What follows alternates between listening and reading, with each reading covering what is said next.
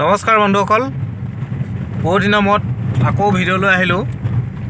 তো আপোনাৰ মোৰ যিটো আপোনাৰ কোৰ্চ চলি আছিলে, সেই কোৰ্চটো আকৌ আপোনাক আজিলৈকে মানে মাজতে ব্যস্ততাৰ মাজৰ কাৰণে মই তেনেকৈ ভিডিঅ' দেখুৱাব পৰা নাছিলোঁ।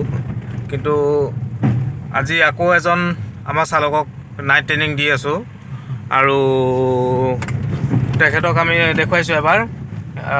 আপুনি কেনে পাইছে চলাই গাড়ী? বহুত ভাল। ভাল পাইছে? বহুত ভাল। নাইটৰ এতিয়া ট্ৰেইনিংটো পাই কেনে পাইছে? একদম বঢ়িয়া বঢ়িয়া। ভাল পাইছে? একদম ভাল ভাল। এতিয়া ভালকৈ শিকিছে গাড়ী? একদম বঢ়িয়া। তেনেকুৱা ট্ৰেইনিং পোৱা নাছিলোঁ আগত। হয় হয়। তো নমস্কাৰ।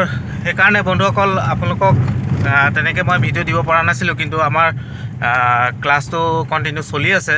আৰু নাইটত কেনেকৈ ধৰণে গাড়ী চলাব লাগে বা কেনেকৈ ধৰণে কি কৰিব লাগে, আপাৰ ডিপাৰ দিব লাগে, সেইটো শিকাবলগীয়া হৈ আছিল। কিন্তু আজি হঠাতে মনত পৰিলে যে মই এটা ভিডিঅ' বনাই আকৌ আপোনালোকৰ মাজত দেখুৱাওঁ যে গাড়ী আচলতে মানুহৰ জীৱনত চলোৱাটো মেইন প্ৰধান।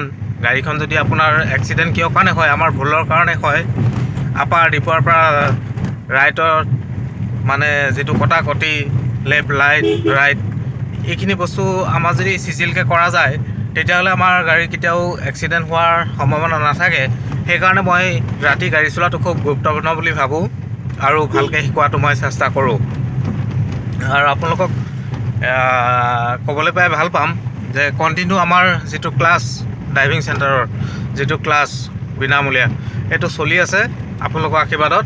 আৰু চেষ্টা কৰিছোঁ অসমৰ প্ৰায় প্ৰত্যেক ডিষ্ট্ৰিক্টতে এটা মানে অফিচ কৰাৰ। আৰু আপোনালোকৰ সহযোগ যদি থাকে, নিশ্চয় আপোনালোকৰ ডিষ্ট্ৰিক্টে গৈ আপোনালোকে যদি সহযোগ জনায় যে আমাৰ ডিষ্ট্ৰিক্টত বা আমুক জেগাতেই আমাৰ ইমানকেইজন ড্ৰাইভাৰ ল'ৰা শিকাব লাগে।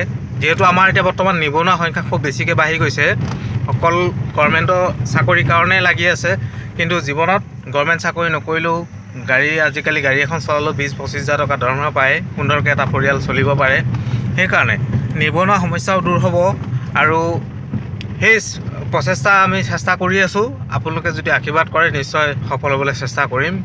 আৰু মোৰ কোনো তাতে স্বাৰ্থ নাই, মোৰ এটাই স্বাৰ্থ যে আমাৰ অসমৰ পৰা নিবনুৱা কেনেকৈ দূৰ কৰিব পাৰি।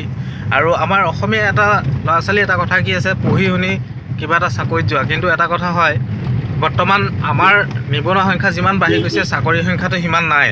সেয়েহে মই আপোনালোকক অনুৰোধ কৰোঁ, কোনোবা MA পাছ আৰু প্ৰায় মই লগ পাইছোঁ, এটা কথা আপোনালোকক মই কমেই যে আমাৰ প্ৰায় অসমীয়া ল'ৰা ছোৱালী দেখা পোৱা যায়, মই MA পাছ, মই BA পাছ, মই আমুক চাকৰি ইণ্টাৰভিউ দিছোঁ, সেইটো পিছত লাগি নাথাকিব। আপোনালোকক মই অনুৰোধ জনাইছোঁ, আপোনালোকে নিজস্বভাৱে আপোনালোকে হাতৰ বিদ্যা শিকক, যিকোনো কাৰ্য বা কৰ্ম কৰিবলৈ চেষ্টা কৰক। জীৱনত চাকৰিৰ পিছত লাগি থাকোঁতে আপোনাৰ বয়সটো যেতিয়া পাৰ হৈ যাব, আপোনাৰ ইফালেও নহ'ব সিফালেও নহ'ব, আৰু নিজকে পিছত নিবনুৱা বুলি ক'বলৈ আপোনাৰ বৰ বেয়া লাগিব। সেইকাৰণে আপোনালোকক অনুৰোধ কৰিছোঁ যে আপোনালোকে যিকোনো হাতৰ বিদ্যা হওক, অকল গাড়ী বুলিয়েই নহয়, আপোনালোকে ইলেক্ট্ৰিচিয়ান শিকক, ৰং মিস্ত্ৰী শিকক, টাইলছৰ মিস্ত্ৰী শিকক। মই আগৰ পৰাই কৈ আছোঁ আপোনালোকে জানে ভালকৈ।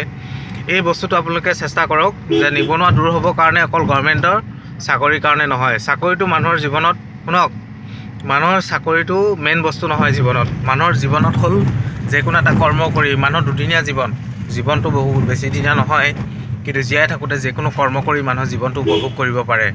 আপুনি আজি চাকৰি এটাই কৰিলে, আপোনালোকে চাকৰিটো কৰিলেই যে আপোনালোকে ছাকচেছফুল হ'ব সেইটো কথা নহয়। আপোনালোকে কামটো কৰিব লাগিব, তেতিয়াহে আপোনালোকে দৰমহাটো পাব, নহ'লে বদনাম খাব, ছাছপেণ্ড খাব, অনেক নানান ধৰণৰ। সেইকাৰণে আপোনালোকক অনুৰোধ কৰোঁ কি, ইলন মাস্কে, চীনৰ এজন যুৱক, আপোনালোকে নিশ্চয় কাহিনীটো জানে, তেখেতে 32 বাৰ ইণ্টাৰভিউ দিছিলে গভৰ্ণমেণ্ট চাকৰিৰ কাৰণে। 32 বাৰ ইণ্টাৰভিউ দি তেখেতে চাকৰিৰ কাৰণে যোগ্য নহয় বুলি তেখেতে প্ৰত্যেকবাৰ ফেইল কৰে। কিন্তু তেখেতে আজি বিশ্বৰ তৃতীয় ধনী ব্যক্তি, আপোনালোকে জানে। সেইকাৰণে তেখেতে লাষ্টত নিজৰ ব্যৱসায় কৰিলে, ব্যৱসায় কৰি আজি ছাকচেছফুল। সেইকাৰণে আপোনালোকক কওঁ যে অকল গাড়ী বুলিয়েই নহয়, যিকোনো ব্যৱসায় কৰিব পাৰে, আপোনালোকে সৰু দোকান কৰিব পাৰে, কিন্তু লাজ কেতিয়াও নকৰিব। লাজে আপোনাৰ জীৱনটো ধ্বংস কৰিব। আজি আপোনাৰ কিবা এটা বিপদ বা প্ৰব্লেম হ'লে আপোনাক কোনেও ছাপোৰ্ট নকৰে। আপোনাৰ যদি প্ৰয়োজন হৈ আছে পইচা, কিন্তু আপোনাক বেলেগে আপোনাক সহায় কৰিবলৈ নাহে, কিন্তু বা আপোনাৰ পাৰ্টি খাবলৈহে আহিব কিবা এটা ছাকচেছফুল হ'লে। সেইকাৰণে আপুনি লাজ ভয় নকৰি আপুনি যিকোনো কামত হাত দিয়ক।